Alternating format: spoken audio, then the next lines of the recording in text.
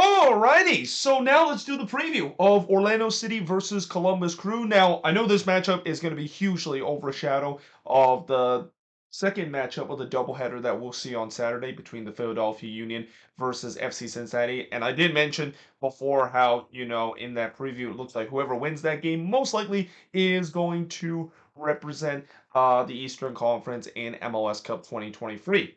However, I'm pretty sure both of these teams want to have something to say about this, and especially this matchup is kind of interesting in a way where I feel like, to say it in a cliche way, it's pretty much the immovable object versus the unstoppable force. The immovable object so far is Orlando City this season. They are the stingiest defense in the playoffs so far, haven't given up a single goal whatsoever. Whereas they face against this Columbus Crew team that has just been red hot in terms of the goal scoring. Like they're a free goal scoring team right now in the playoffs. Have already scored 10 goals in the playoffs, by far more than anybody have right now in the playoffs. So yeah, this should be interesting to see how this, of course, would turn out. But in terms of the all-time meeting, 10-4-6 in favor of Orlando City. Now keep in mind, in terms of the regular season matchup, it was Orlando winning 4-3 against the Columbus Crew. But if you remember that matchup, yeah, Columbus absolutely they choked that game away. They were 3-1 up in that game. It feels like they went Caleb Porter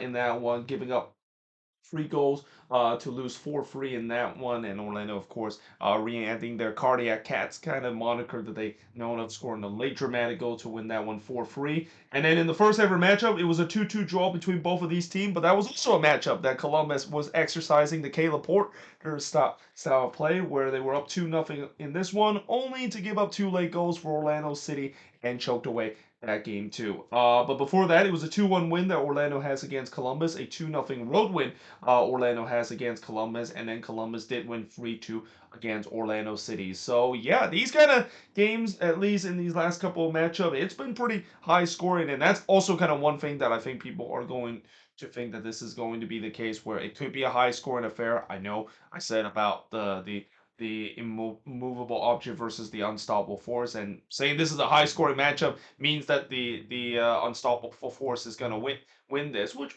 might be the case. But you also remember that Orlando City, their attack has also been very good this season. Well, unfortunately, it hasn't been the case so far in the playoffs.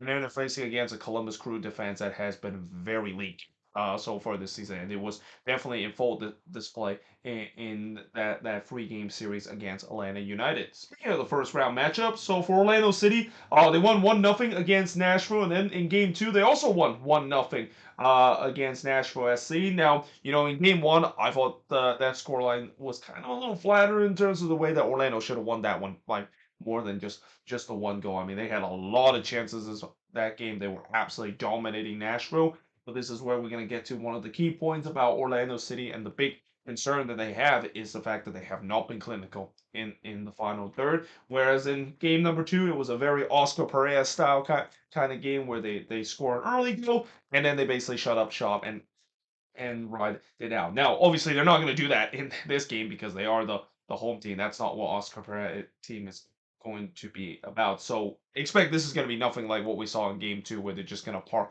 the bus. And I don't think it will work when you face against this True team that is by far the best attack so far in this playoffs.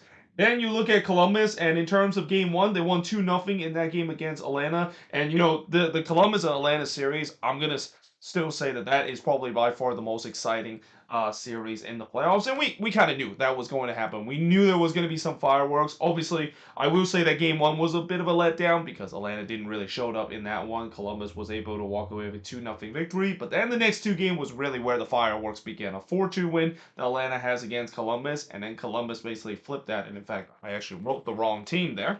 I accidentally wrote Orlando there. That's not a foreshadow of what we're going to see in this matchup. I don't think it's going to be 4-2 Columbus, though. Maybe that could be a prediction, but they did win 4-2 against Atlanta United in terms of game 3 of that pivotal three-game series. Now, in terms of key points coming into this game, obviously, like I said, it's the immovable object versus the unstoppable force. The immovable object is the best defense for Orlando City, and the unstoppable force is the Columbus Crew attack. I mean, it's going to be very interesting to see how that's going to go Well, but the other key points coming in is that, can Columbus brush away their road woes this season? So the Crew, this has been a problem for this team, not just this season, but it's a problem for this team for the past couple of years, where it really doesn't matter if Wilfred Nancy has developed this team to a free flowing attack. They are still not a good road team. I mean, they look day and night when they're playing at home and on the road. At home, they look like the Wilfred Nancy kind of team that you expect, a free flowing kind of team, just go on the attack nonstop whatsoever. But you haven't really seen that a lot so far on the road. Though I will say that it kind of got a little bit better, and especially in their last matchup against Orlando City, that was kind of the closest we saw them on the road in terms of playing that free flowing brand of soccer. But yeah, and then they basically collapsed in that game against Orlando City, which will kind of bring me in terms of, so we'll talk about in the fourth point of this key point. But yeah, we'll see whether Columbus can brush away those role walls and continue to show that they can play this kind of real brand, or can kind of play this brand of soccer when they're playing on the road. Whereas for Orlando City, can they be a little bit more clinical in the final third? Again, this is a team that in the Nashville series, I mean, they won the first game convincingly because of the fact that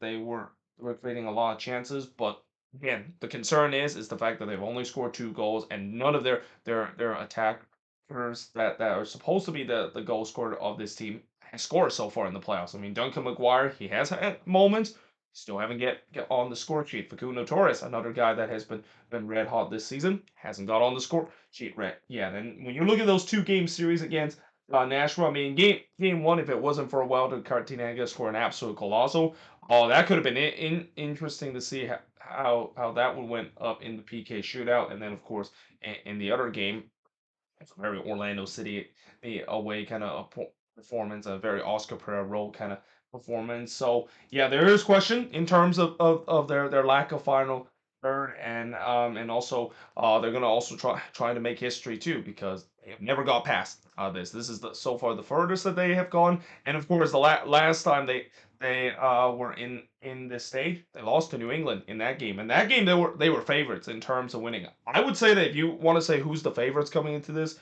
I would give the edge on Orlando City, mainly because their defense has been really good, and I think it can stifle this Columbus team. And I do have question in terms of this back line of Columbus, and the fact that the rope problem is an issue where Nancy Ball just doesn't seem like it works well on the road this season compared to when they're playing at home. But if you say that Orlando is the favorites, I mean, that doesn't really help Orlando, considering last time they play in this situation where they were the favorites against New England. They lost that one. So yeah, that's going to be interesting to see, and especially the other thing that I will say about Orlando, and so far we haven't seen it so far, which I think it's good for Orlando City fans that they haven't seen that.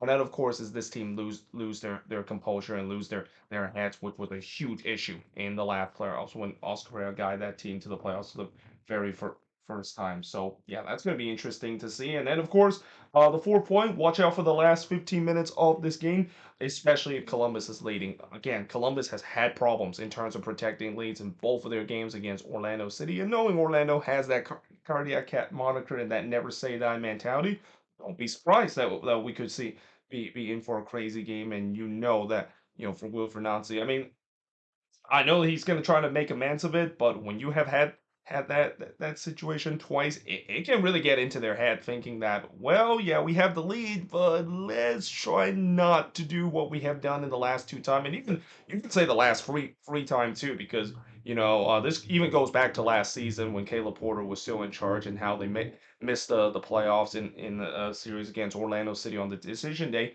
mainly because they choked late lead. So this is a team that has problem in terms of that. It's definitely not as much as we've seen under Wilfred Nancy, but it's still a problem they do face against Orlando City. So it could be interesting to see how that mindset is going to be for Columbus. They are indeed leading. The fact that, yeah, they're leading, but the last couple of times when we're leading against Orlando, it did not go so well for us. And then lastly, I expect this could be a fireworks show in terms of goals and attack. And again, I won't be surprised if this is going to be a high scoring game, because the last couple of meeting between both of these teams has been relatively high score, and that if you're kind of one of those people that want to see that, and this might be the game for you to keep an eye on because as I mentioned in my last preview between Cincinnati and the Philadelphia Union, as high profile as that matchup is going to be, don't expect there's going to be a lot of goals, and don't expect it's going to be as free flowing as what we potentially could see in this game. There you have it. That is pretty much it in terms of previewing this matchup. And as always, let me know in the comments below what do you think of this matchup and your prediction in terms of who is going to win this game to move on into the Eastern Conference Final. But until then, hope you guys enjoyed this video. If you do, make sure you guys leave a like, smash the subscribe button, and yeah, I of course will see you guys next time.